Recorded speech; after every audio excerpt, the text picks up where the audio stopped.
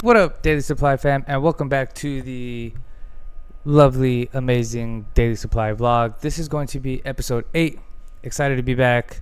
I was gone last week on a little trip, so didn't end up putting up an episode last week, but we're back to our fucking regularly scheduled program. And this week we're gonna have to start with hemp because things are getting fucking crazy. Texas officially started fucking enforcing the new restrictions, which, if you ask me, are bullshit. We're gonna go over that whole November date. We're gonna go over UFC 330, solid card this weekend coming up. Football is officially back. I'm excited for that. And then I think we have a little bit to talk about as far as the NBA goes. And then we'll finish up with the overrated, underrated, one of my favorite segments of this fucking podcast. But yeah, so quick overview. The hemp thing, federal changes, UFC 330, preseason, NFL's back. So excited. NBA, some exciting stories that I've seen on or in the reselling community, some solid pickups that I found, some stories on our overrated, underrated, and then we'll wrap it up and I'll let you guys go and hope you enjoy this fucking episode. So, Texas restrictions have officially started. Current cannabinoids that are being banned are Delta 8, Delta 10, THCP, HHC, other synthetic cannabinoids, and unfortunately the lovely THCA flower. Now that's interesting though, because I went to a smoke shop the other day and they had the flower back out, so that gave me hope. I really think that it'll all work out at the end of the day. I really feel like these Republican representatives are going to fucking lose the vote over this whole cannabinoid ban. It's all bullshit. They're fucking up heavy on that. Ken Paxton, I believe, and then Dan Patrick. Fucking up, guys. You guys are fucking up.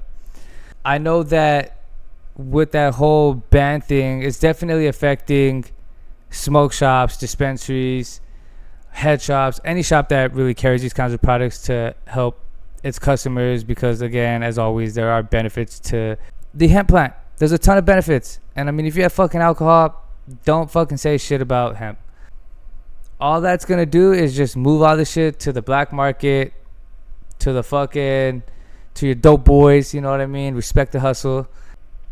Out of state websites, I believe, can still ship here, which really fucks over the Texas businesses. And then you're not going to be getting products that are tested. All these products that are in shops right now that they're trying to ban or are in the middle of banning or whatever the fuck you want to call it, they're all tested products. They're all tested. Like, you're not going to get the same fucking quality and tested product out on the streets. It's just a fact. It's just a fact. So that battle's ongoing. Federally, that November date has been pushed back to December, which is a huge win. When I saw that happen, definitely gave me even more optimism as far as the industry goes, for them to regulate, not do this whole prohibition thing. And ask any shop owner, any manufacturer, we're all down for fucking regulation. You know what I mean? We want quality products, we want safe products out there, but prohibition is just straight up BS. So I think that's where we're moving to. Again, I've said this in the last couple episodes that I personally, and I'm pretty sure a lot of other people in the industry, we don't mind getting rid of synthetic cannabinoids. We really don't mind it at all. But keep all the naturally occurring ones. Don't fucking take away the fucking naturally occurring cannabinoids. There's benefits to them. Regulations, 21 and over could purchase it. Testing, child-resistant packaging, accurate labeling, licensing, you know what I mean, product tracking. Those are all understandable regulation, not prohibition, and we're fucking down for it. You know what I mean? Now, as I was saying earlier, the federal hemp ban, I think that's going to be beneficial once it all gets cleared up. If it goes how we are hoping it goes for, and we're able to keep THCA flower. Delta 8 is a naturally occurring cannabinoid, but it is synthesized because you need so much fucking hemp to produce so little Delta 8. That's why That one's on the fence there. HHC products have already kind of been phased out by a lot of shops throughout the country. Edibles, still available. Delta 9 still available in Texas as long as it's still under the 0.3%. And then hemp beverages and then full spectrum products for the most part are typically under the 0.3%.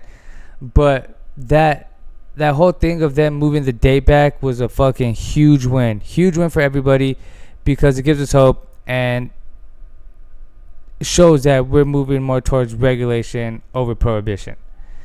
Now, I did read that there are a couple other states that are going through some shit.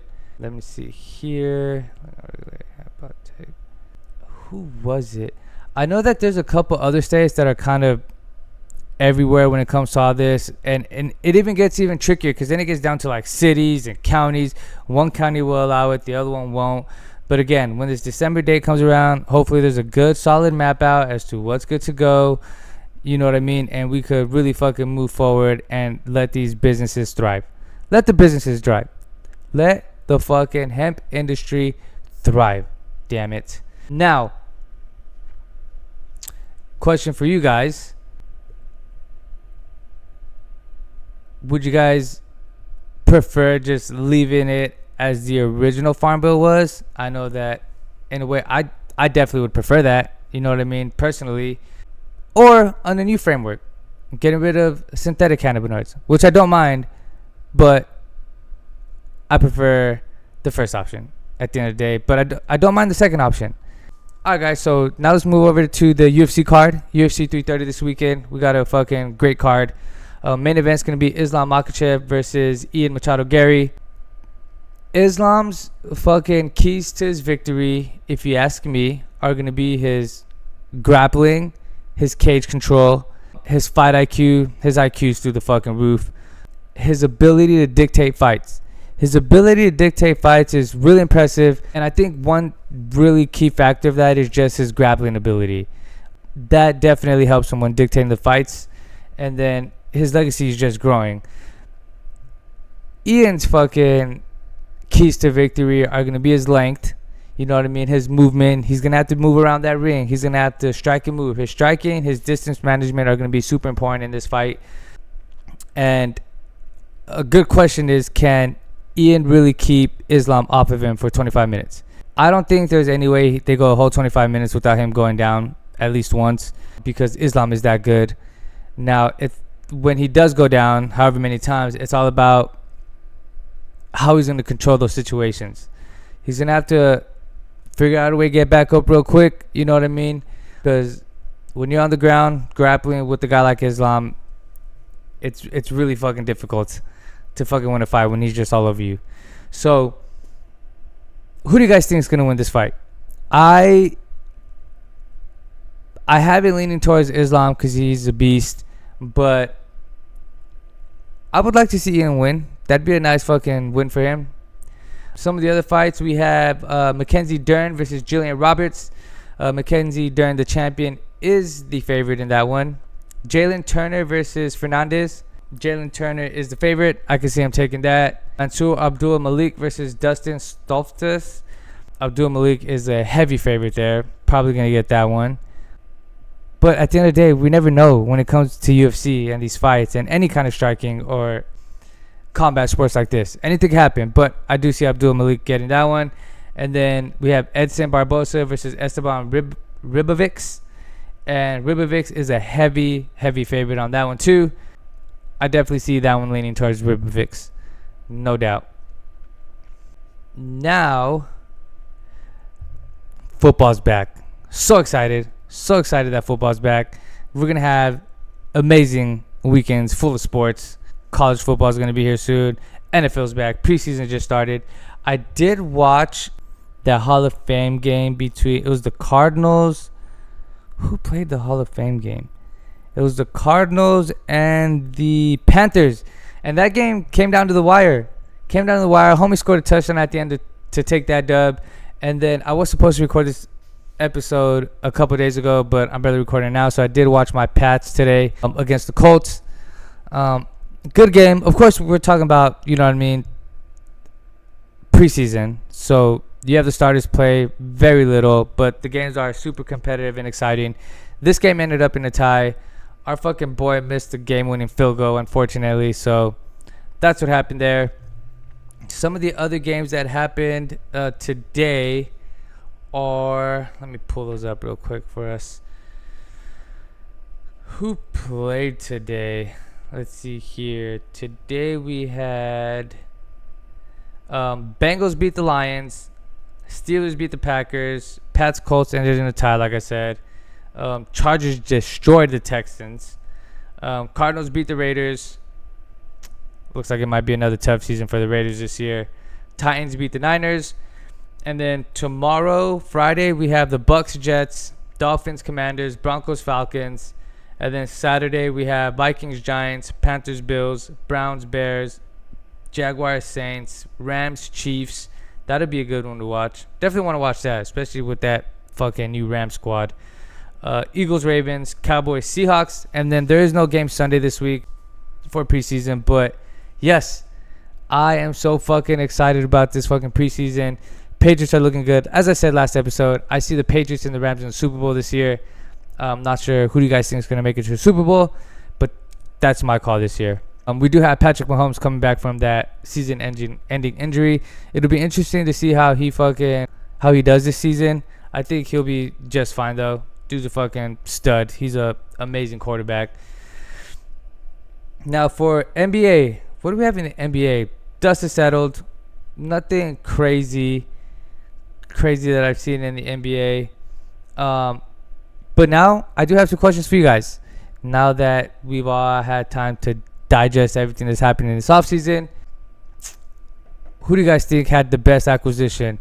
I think the best pickup was either Giannis to Miami or LeBron to Philly, just because they got that extra fucking piece to that already stacked Philly team.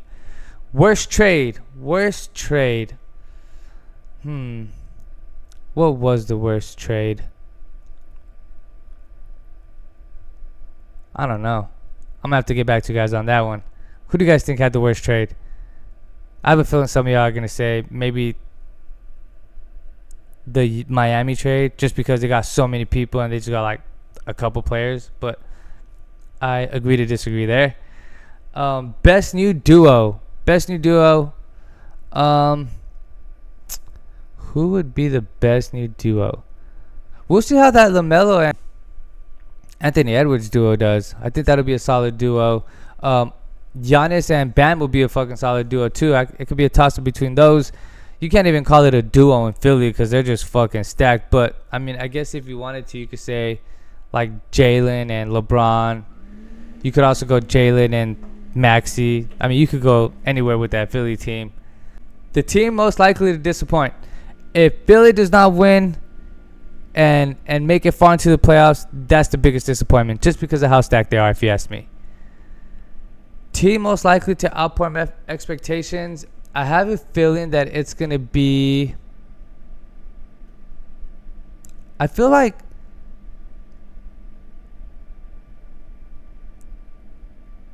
it might be the Heat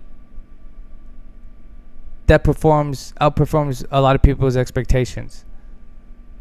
Not to me personally, because I think they'll do good, but I think like if you take it in as a whole, I think that's one. Yeah, what do you guys think? Who do you think is going to outperform most expectations this year?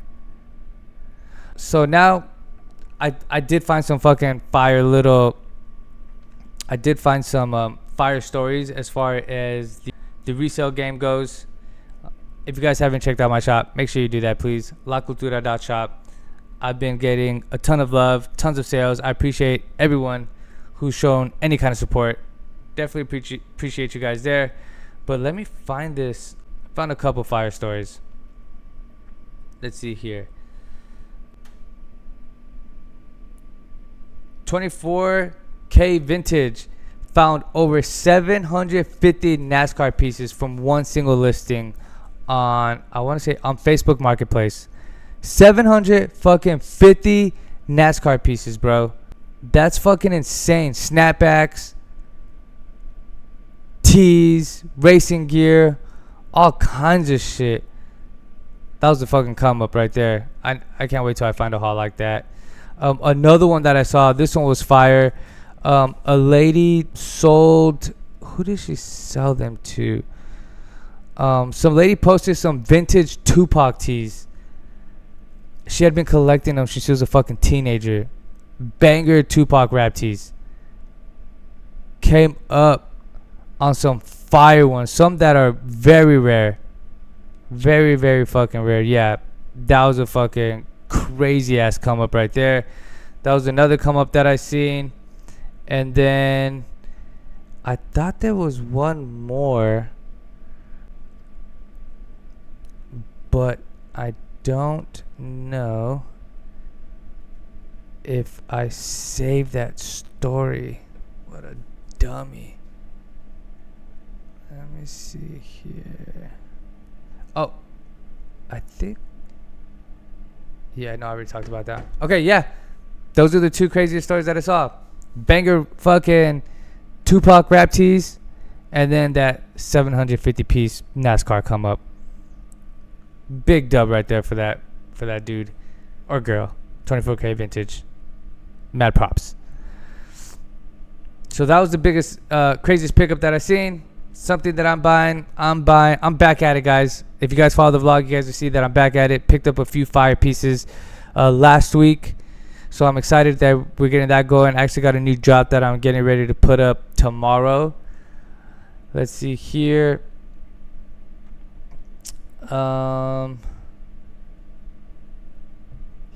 the crazy pickups, that was a pretty short segment this week. As far as new sneaker drops, we got to do the sneaker drops, guys. I have to do them. This week we had Air Max 90s in a brown, buff, and gum light. Air Max 95s in that black and neon. New Balance dropped some crazy like cow print sneakers in black and white and brown and white. Those new Jaw 4s, the Nightmare colorway, crazy colorway. Asics dropped some fire Vandy, the pink gel Cayano vanillas. Those are gas. Those are some I would definitely cop. I need to get me some Asics sneakers soon too.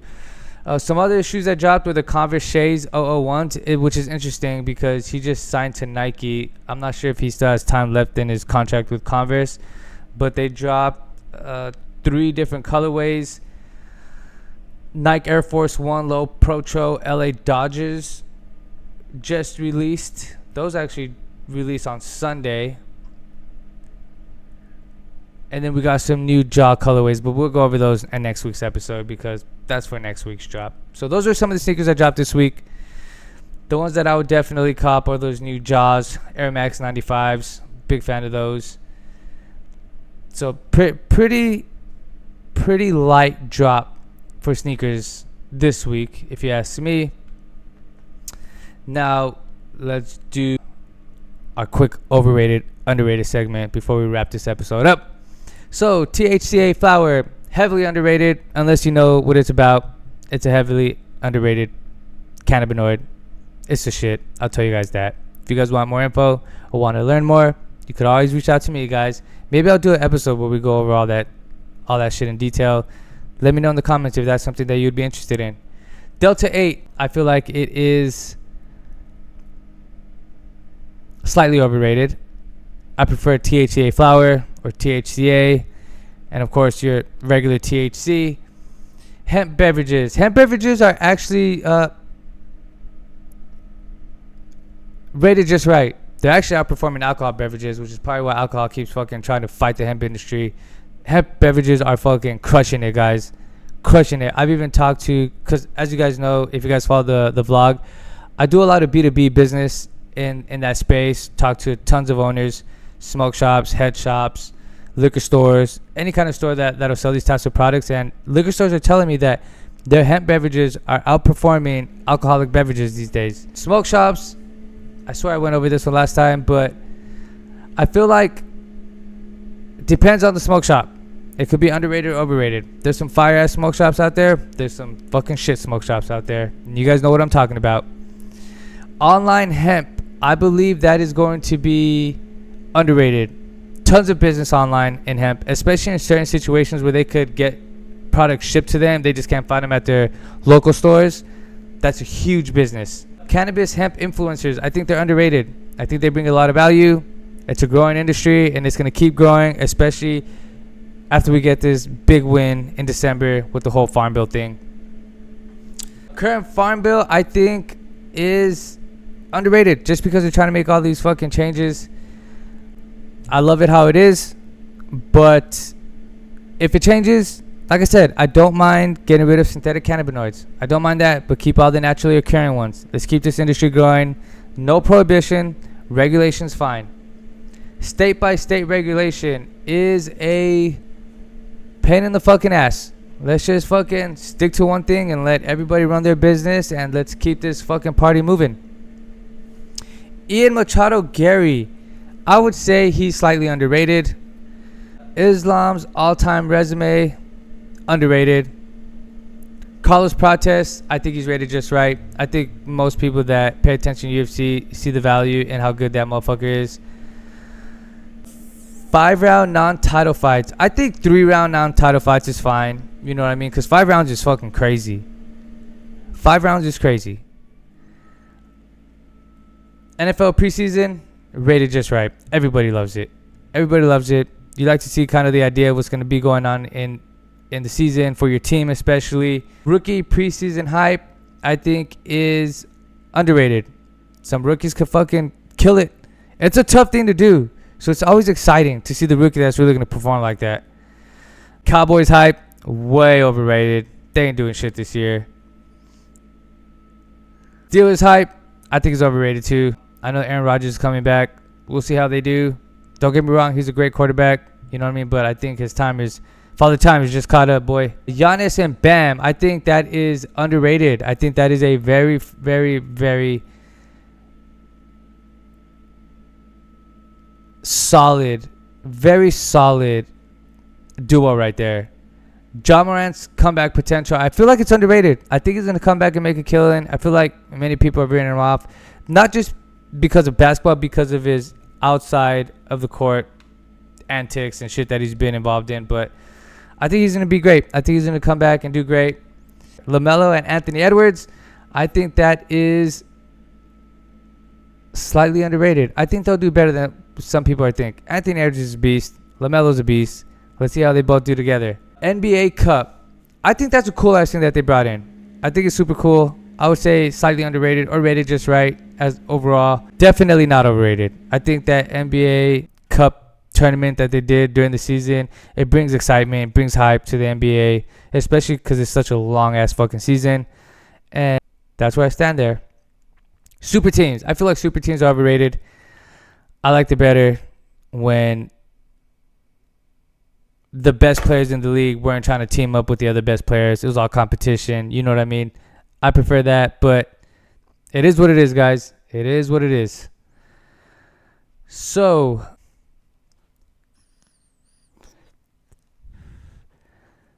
THCA, will it be existing in 5 years? I guarantee you it's going to exist regardless. Now, depending on how big it is, it depends on what happens in December. Federal restrictions getting delayed. Well, they already got pushed back to December. And then after that, they could even have like a 2-3 year window out, which would be huge for the industry. Like I said, and I keep saying, regulation over prohibition, guys. All day. All fucking day. Now, here goes my predictions, I should say, for upcoming events. Islam or Gary? Islam's probably going to take that. Rookie that I am most excited about. I'm going to have to come back to you guys on that one. I haven't really thought about that one. AFC champion, Patriots. NFC champion, Rams. Best NBA offseason acquisition, I already named that. It's either going to be Giannis with the fucking Heat or LeBron with the Sixers, unless they don't fucking win a ring. Federal changes already happened. THCA survives. Yes. I'm going to say yes. I'm going to say it fucking survives. Best vintage category to buy today. Anything really. I'm going to say that shit to the end of time. Anything really vintage, it's going to sell. Now, of course, there are certain items that sell for crazy amounts higher. But the thing when you resell that a lot of people know is that mids is a key point of the game. You sell a shit ton more mid-range tees than those high pricier items. One thing that I'm completely selling this week is everything. Everything on my fucking shop is selling. I need to get more sneakers. That's for sure. I also need to get a whatnot scheduled. So that's just where I'm at right there. Now, so as we wrap this episode below, I would love for you guys, if you can, drop your picks for the UFC 330 main card. Who do you think you guys is going to win? How do you think they're going to win? Maybe you want to go into a little detail. I'd appreciate you guys. Anything else you want to go over, feel free to hit me up. Tap in, guys. Like I was asking earlier, if you guys want me to do like a certain episode on like THCA flower and go over all that if you don't know too much, I don't mind doing that. That'd be a dope episode if you ask me. Might just fucking do it anyways, but we'd love to hear you guys' feedback. For now, guys, that's going to wrap up episode 8 of the Daily Supply podcast. You guys are the best. I hope you guys enjoyed this episode. Don't forget to check out the shop. Don't forget to like this video, hit subscribe, drop a comment, show love. Till next time, peace.